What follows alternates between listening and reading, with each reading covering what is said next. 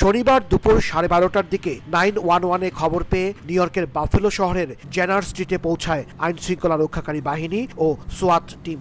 ঘটনাস্থলে 3 জনকে গুলিবিদ্ধ অবস্থায় পড়ে থাকতে দেখে তারা। এদের ভেতর ঘটনাস্থলেই মারা যায় 2 জন।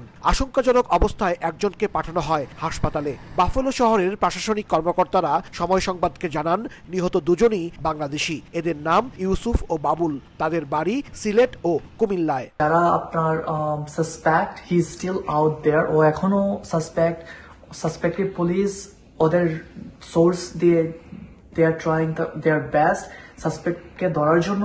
আপনারা আপনাদের বাসার দরজা এবং আপনাদের সাইটে, আপনাদের বাসার সামনে যদি কোনো ধরনের আনইউজুয়াল অ্যাক্টিভিটি দেখেন, প্লিজ আপনারা সাথে সাথে 911 কল করুন।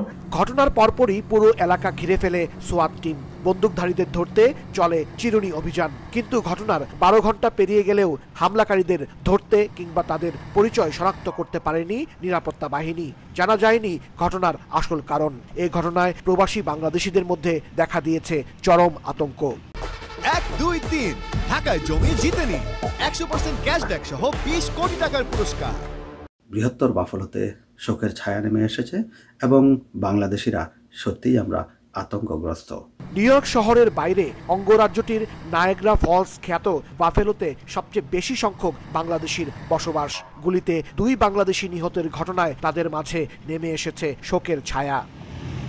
পুলিশ থেকে বলা হচ্ছে যে তারা আপ্রাণ চেষ্টা করছেন, অভিযান চালাচ্ছেন এই ঘটনার প্রকৃত কারণ এবং দোষীদের খুঁজে বের করার জন্য। হাসানুজ্জামান সাকি, সময় সংবাদ, নিউ ইয়র্ক।